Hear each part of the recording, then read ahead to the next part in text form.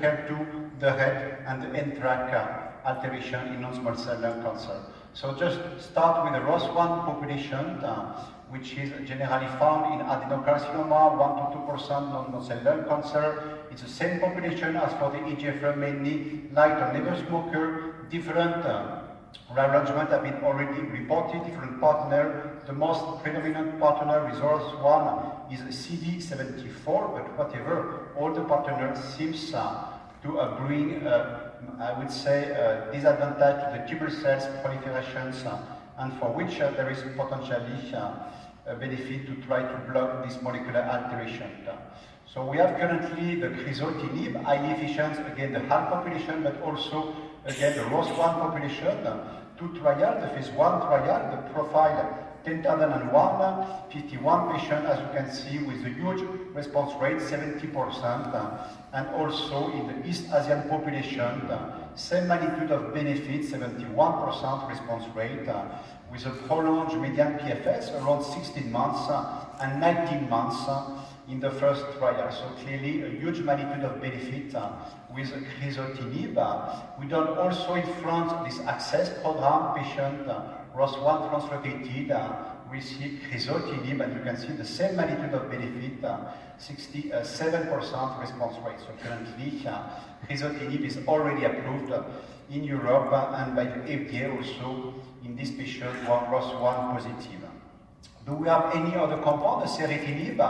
Also a nice ALK inhibitor that we can use first line or beyond the crizotinib, brings a benefit in this population who are ROS1 positive. You can see the result of this Korean phase 2 trial, but just notice it was mainly patients who were crizotinib naive, but 67% response rate. So that means a challenger of crizotinib up front in first line. We have few data of seritinib beyond crizotinib, so probably I will be really prudent to use in case of crizotinib resistance.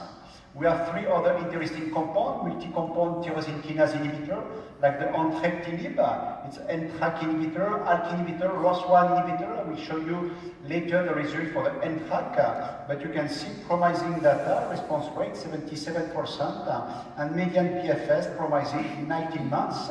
With this compound up front, lorlatinib is also an excellent ALK inhibitor, third generation that might work on the resistance beyond crizotinib, seritinib, and alectinib.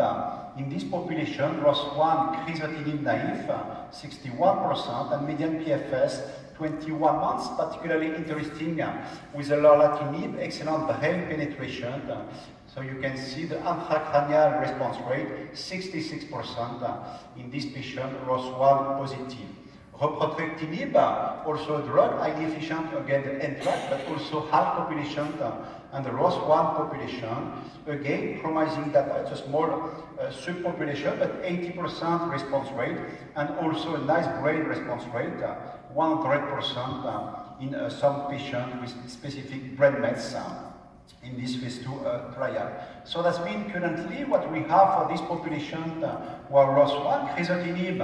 This is only one which is currently approved, but already we have potentially the seritinib, entrectinib, lorlatinib, and repotrectinib seems to bring the same magnitude of benefit in terms of response rate and also in terms of PFS. So nowadays, the most important question is probably what to do beyond in this patient when they receive a specific ROS1 inhibition in first line. We need to understand the mechanism of escape, as we do for the EGFR, as we do for the HALK.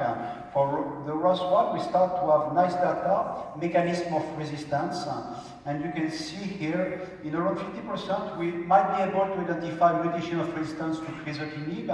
The most frequent is the G2032R in around 40%, but you have also the D2033 and the ACE1986. What can we use beyond crizotinib? Lorlatinib seems to really benefit in this population, as you can see in this expansion cohort, treated with crizotinib, response rate 26%, and also nice brain response rate, 52% in this population.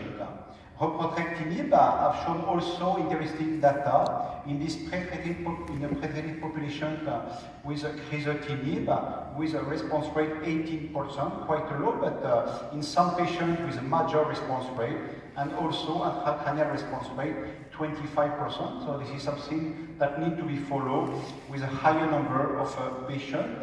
But it was quite interesting to look for patients with this mutation G2032R resistant mutation to crizotinib, and all the 4 patients had a tumor regression after exposition to hoprotrectinib, in one patient, as you can see, with a major response in this patient treated with hoprotrectinib. So that means we have currently different compounds potentially in first line. Crizotinib, I think this is the one we use currently. But in second line, we have potential interesting drug with hoprotrectinib, lorlatinib, but also I didn't show you some results with cabozantinib, foretinib, and also brigatinib. So the message is probably we need to re-biopsy this patient, tissue biopsy, liquid biopsy to understand the mechanism of escape and according to the mechanism of resistance to try to adapt the treatment as we might do for the heart population, for example. What about the BRAF? The fourth interesting molecular alteration in non-small cell lung cancer. We are able to identify a BRAF mutation in around 2% of non-small cell lung cancer, and among them, around 70% is a BRAF V600E alteration. So it was developed initially just to block the BRAF activation with specific BRAF inhibitor, 2 compounds, dabrafenib or vemurafenib, which are highly specific of the BRAF V600 with nice data. We have 2 prospective trial with a vemurafenib, access trial, again a French trial, vemurafenib in monotherapy, as you can see, in pre-treated patients, 43% response rate, median PFS 5.2 months, and the V-basket with a cohort of non-small cell lung cancer, response rate 42%, and median PFS around 7 months. So it works. It's not magic that we might expect if you block with an angiophilic eye or heart eye. Look at the dabrafenib, the second compound. It was done in the phase 2 trial, prospective trial, only included patients with a BRAF V600E mutation, the most important trial in terms of number, 84 patients, response rate 33%, and median PFS 5.5 months. So the same range of magnitude of benefit as with the vemurafenib. However, we know it's probably short. We might expect to have a higher response rate, higher PFS. What we learned from melanoma and some in vivo and in vitro model, if you block the BRAF activation with vemurafenib or dabrafenib, it works, but generally, quite quickly, the tumor cells will escape with a MEK activation, MEK1 or MEK2 activation, that will lead to HER1 or HER2 activation. And so that's why it was done some nice data in melanoma to block also MEK1 and MEK2 with a specific MEK inhibitor, the trametinib. So you block on 2 different levels on the same pathway, you block BRAF, but you block also MEK activation. And this is what has been done in this phase 2 trial with 2 different cohorts. A cohort of patients treated non-small cell lung cancer with a BRAF mutation, dabrafenib and trametinib, and you can see we clearly increase the benefit, response rate 66%, and also median PFS around 11 months. And the last cohort was in first line of treatment, same combination, dabrafenib and trametinib, and also same range of benefit, 64% response rate, and median PFS 10 months. So clearly we do better with this combination as in comparison with the monotherapy with dabrafenib alone. And just to show you an example of a patient we treated at Gustave Roussy, a patient BRAF mutated with some liver metastasis. It was in July 2014, and as you can see, was exposed to dabrafenib and trametinib with a major partial response, near complete response, and the patient had a benefit with more than 4 years with a combination. So if we want to summarize the data for the BRAF mutated, you can see here the benefit with vemurafenib, with dabrafenib, and the combination dabrafenib and trametinib, for which clearly this is the best response rate, best progression-free survival, for which we have currently the approval by the FDA and the EMA for this population, either in first line or beyond first line. For this patient who are very big we have updated the ESMO guidelines, and you can see if you add this molecular activation testing, you should start with the base compound upfront, so dabrafenib and trametinib. If you do not identify patient in first line, so in this case, you start with platinum-based chemotherapy, and at progression, you will expose patient with dabrafenib and trametinib. What about the MET? The MET, it's quite difficult in terms of target because different way to evaluate the MET activation. It was evaluated initially through the overexpression of the protein, which is quite frequent in more than 50%, but probably not the best way to identify patients with a MET activation. And so the most interesting things are to look the MET amplification around 3% of the non-small cell lung cancer, and also the MET exon 14 skipping in around 3%. In our population, you can find either a MET activation as a primary driver, but also, as it was presented by Suresh, it might be a mechanism of escape in patients who are EGFR mutated, exposed to first, second, and third generation EGFR TKI, and for which, in this case, there is a lot of sense to block this MET activation. We have highly specific MET inhibitor. One which is well known is the crizotinib. It was initially developed as a MET inhibitor with a really low IC50, but also nice drug like tepotinib, capmatinib, and savolitinib. Just show you some interesting data. Data with the crizotinib and capmatinib. As you can see, it was in MET with gene copy number amplification. The most interesting things if you need to have at least 5 or 6 gene copy number amplification to seems to bring a benefit to target this population with a crizotinib, with a response rate around 40% in the crizotinib phase 1 trial, and same magnitude of benefit with capmatinib, 47% response rate, but again, only in this population with a gene copy number amplification higher than 6. Otherwise, the magnitude of benefit is really low. We done also the same things in the ACCESS trial in France, patient with a MET amplification, and as you can see, the same range of benefit, 32% in this population treated with crizotinib.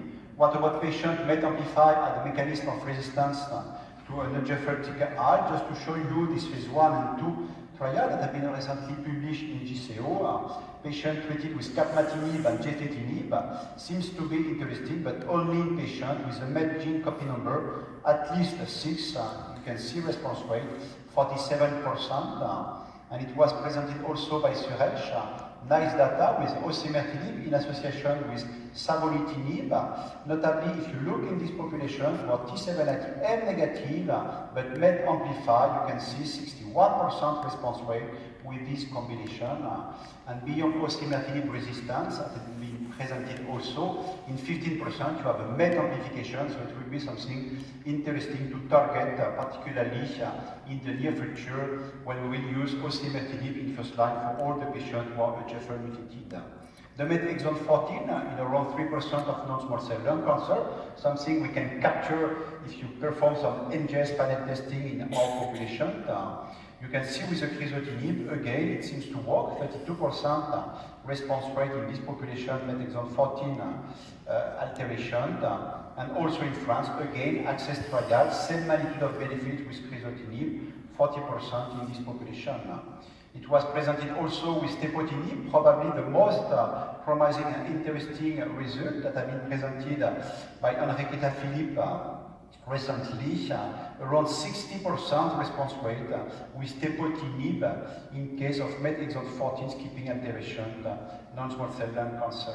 So that means currently this is something interesting. You can see the number of different compounds, potentially in the MET amplified patient with exon 14 skipping mutation. Crizotinib, we have the drug, and this is something we do currently, but potentially we might think with capmatinib, tepotinib, but also some other compounds, cabozantinib, glezatinib, merestinib, a lot of compounds ongoing in phase 1, phase 2 clinical trial, and it will be again something interesting to look at with osimertinib in the EGFR mutated population. What about the red? The red is something highly frequent in the thyroid cancer, medullary and papillary thyroid cancer. It's less frequent in non-small cell lung cancer, but around 1 to 2% of non-small cell lung cancer might present a red fusion. At diagnostic, we have currently a lot of red inhibitor, but I would say it's a dirty red inhibitor like regorafenib, levantinib, alectinib, cabozantinib, polantinib, sunitinib, sorafenib, you can see. But generally, they might target not only red, but they can target VEGFR, PRAF, CKIT, PDGFR. So they are not really specific to target red. So that's why when you look currently at the magnitude of benefit, it's quite short, notably in terms of median PFS. It was done in Europe, for example. If you see the result, patient treated with cabozantinib or vandetanib or sunitinib, you can see median PFS is only around 2 to 3 months. So clearly we need to have much more potent RET inhibitor, and currently there is too much a drug ongoing in clinical trial, but really promising. The first one is a blue 667, highly specific of RET, with really low IC50. You can see on the genome, seems to be highly specific of the RET protein, and the first data are really promising in this patient, either with non-small cell lung cancer or papillary thyroid cancer, but you can see in the lung cancer with a RET fusion, 50% response rate. So this is something that needs to be followed. And the other really important drug is a LOXO 292, also highly potent of the RET tyrosine kinase, much more specific, notably if you compare to cabozantinib, and the first data are really promising. You can see in this population with a RET alteration, response rate 68%, and also a prolonged benefit. We need to have much more mature data, but really promising. Median follow-up, as you can see, of this population was around 9 months treated with the LOXO 292, and there is currently phase 1 and phase 2 clinical trial ongoing. So this is a way to summarize the data we have currently with the different potential RET inhibitors. I would say the non-specific RET inhibitor, and you can see clearly you increase the magnitude of benefit. With the two compounds, we are clearly with a better benefit and much more specific of the RET tyrosine kinase that might be privileged in this population if you identify RET alteration in small cell lung cancer. What about the HER2? HER2 also is something really challenging. You can have mutation in around 2%, you can have a HER2 amplification in around 3% of non-small cell lung cancer. It was initially developed and tested with some specific pan-AR inhibitors, so not only specific to HER2, notably with a dacomatinib, as you can see on the left, and on the right, a trial with neratinib plus or minus with temsirolimus, but quite disappointing result. Only 12% response rate with dacomatinib and only 21% response rate with dacomatinib and temsirolimus. The most promising is probably antibody drug conjugate, notably with trastuzumab, the TDM1, that had been studied in the phase 2 trial in non-small cell lung cancer, either in HER2 amplified or HER2 mutated non-small cell lung cancer. It was recently published in the GCO, and as you can see, it's quite promising. The HER2 mutant response rate 44%, and also in HER2 amplified 50% response rate. So this is something quite interesting. There is also an interesting drug ongoing in phase 2 trial. The phase 1 is just finished recently. The phase 2 trial is ongoing for the non-small cell lung cancer, a drug coming from Daiichi, the ES8201, which has shown really nice data in the breast cancer. It was tested either in exon 20 insertion, but also in single base pair substitution, as you can see, with some major response in this population of non-small cell lung cancer. As you can see, this case, it was presented from, coming from Boston, from Pacigen, a patient with an HER2 insertion exon 20, that have previously received different line of treatment, and as you can see, after 3 months of treatment, with a major tumor reduction, quite impressive. So clearly this is a drug that needs to be followed in this population. It was presented again by Suresh, the poziotinib.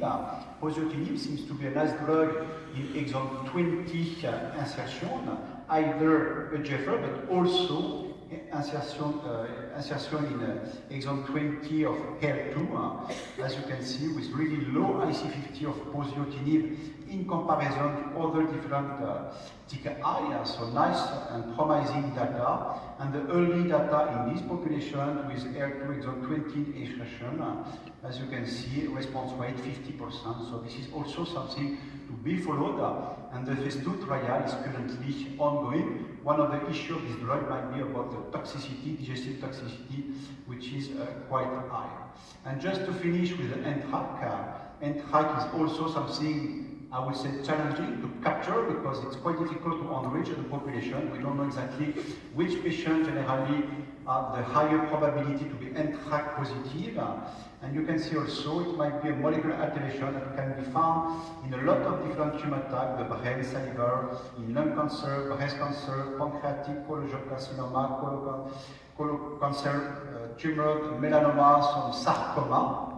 And so we have two major drugs, entrectinib, which is again NTRK ROS1 and HAK inhibitor, which some promising data in NTRK non-small cell lung cancer, but with a few patients, and so the phase 2 data is currently ongoing, but as you can see, more than 15 different tumors, including non-small cell lung cancer. You can see it represents around 17% of the patients with NTRK alteration in this trial. And we have also nice data from the LUXO 101. You can see more than 17 different tumor types with this NTRK alteration. And lung cancer represents 7% of the different pattern of tumor with NTRK alteration, with amazing data, with response rate, 75% response rate. Median PFS is currently not reached, and recently this drug has been FDA approved for this patient with an NTRK alteration, whatever the tumor type. So you see, it's quite nice. We don't have access currently in Europe, and some trials are ongoing, but clearly promising. And again, the challenge is probably to capture this patient with a specific test.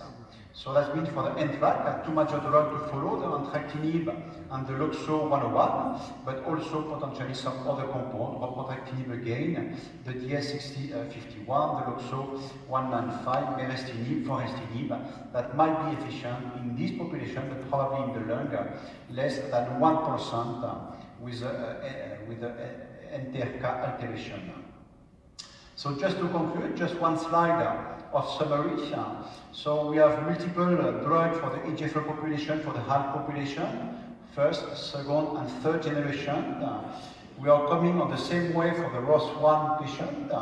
We have currently also one standard of care for the BRAF population with dabrafenib and trametinib. So clearly, we need to screen patients for these different alterations, EGFR, HALK, ROS1, and BRAF. And nice and promising data for the MET population, for the red, for the NTRK.